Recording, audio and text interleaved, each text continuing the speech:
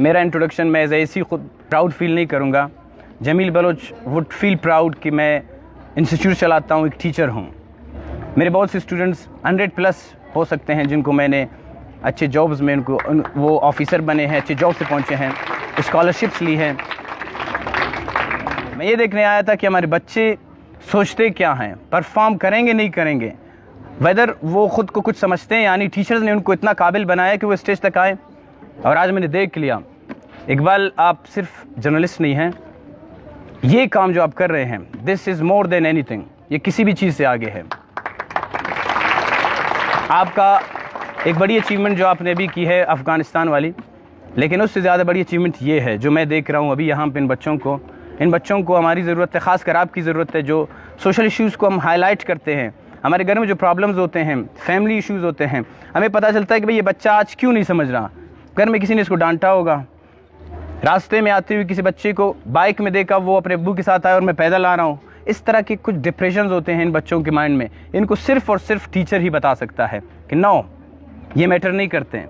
मैं प्राउडली कहता हूँ कि मेरा बाप अखबार बेचता था, एंड मैं प्राउडली ये बात हर फोरम में कहता हूँ कि मैं एक अखबार बेचने वाले का बेटा हूँ। उसने मुझे इतना काबिल बनाया कि आज जिस ऑफिस में वो अखबार बेचता है, वो ऑफिस के ऑफिसर्स मेरे ऑफिस में पेशी देने आते हैं। इसीलिए जितने भी यहाँ पे बैठे हैं, अपने आप को किसी से कमतर नहीं समझना है। यू कैन डू इट, आप कर सकते हो। मैंने किया। मेरे स्टूडेंट्स की मैं बात करता हूँ। एक दिन मैं एकेडमी में बैठा था, 2014 की बात है, तो मेरे ऑफिस के सामने से मेन रोड सरियाब रोड है, तो कोई बच्चा पापड़ करारे वाला जो नहीं होता, वो डेल हाउस के साथ होता है, वो पापड़ वाला था। बहुत अच्छी आवाज़ में पापड़ करारे वाली आवाज़ है, वो बेचने वाली, सेलिंग वाली, वो पुकार रहा था। तो मुझे शाम का टाइम था, मैं ब्लैक टी बहुत ज़्यादा पीता हूँ। मैंने क्या ब्लैक टी के साथ पापड़ करारे भी हो जाए। टीचर्स को मैंने कहा इसको बुलाओ। तो खैर वो बच्चा आया मेरे पास, बातों बातों में बच्चे का टैलेंट मैंने देखा। मैंने कहा भाई पढ़ते क्यों नहीं हो? तो वो कह रहे थे कि सर अफोर्ड नहीं कर सकता हूँ, घर में प्रॉब्लम्स हैं, फाइनेंशियल इश्यूज़ हैं। उस बच्चे को मैंने कहा भाई आपकी तालीम का खर्चा मैं उठाता हूँ और घर के लिए भी आप इस तरह करें। 3 घंटे हमारे एकेडमी में एक टास्क मैं आपको दूंगा, वो करें, उसकी भी सैलरी मैं आपको दूंगा।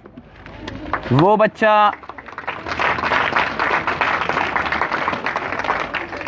बच्चा अभी एक दिमाग बन चुका है, एक ब्रेन है। मैं प्राउडली कहता हूँ वो एक ऐसे मैथमेटिशियन बने हैं, शायद मैं कहता हूँ कि कमिंग डेज़ में उसकी तरह का कोई मैथमेटिशियन नहीं होगा बलुस्तान में। उसी बच्चे की बात कर रहा हूँ। वो एक ऐसा टैलेंट बन चुका है, वो जब स्टेज पे आते हैं सबसे ज़्यादा मैं उसके परफॉर्मेंस के लिए वेट करता हूँ। कभी मुझे मौका मिला मैं उसको ज़रूर लाऊंगा यहाँ पे। मेरा बहुत ख़ास स्टूडेंट है। इस तरह के बहुत से स्टूडेंट्स हमने बनाए हैं। मैं सिर्फ ये कहता हूँ कि ये पैसे, ये दीज आर नथिंग, ये एजुकेशन से रिलेट नहीं करते। अगर कोई स्टूडेंट मुझे कहता है कि सर मैं फाइनेंशियली अफोर्ड नहीं कर सकता हूँ और मेरे प्रॉब्लम्स हैं, मैं इसीलिए नहीं पढ़ पा रहा हूँ, so this is dam shit. मैं इस चीज़ को बिल्कुल भी एक्सेप्ट नहीं करता, क्योंकि मेरे पास फीस नहीं था, मैंने पढ़ा। मैंने किस तरह पढ़ा मुझे पता है। स्ट्रेटजीज़ अपनाओ, तरीके अपनाओ। अगर लाइब्रेरी नहीं जा सकते हो, गली के कोने में बैठ के पढ़ सकते हो, रात को कोई नहीं होता, 2 घंटे निकालने में कोई इशू नहीं है।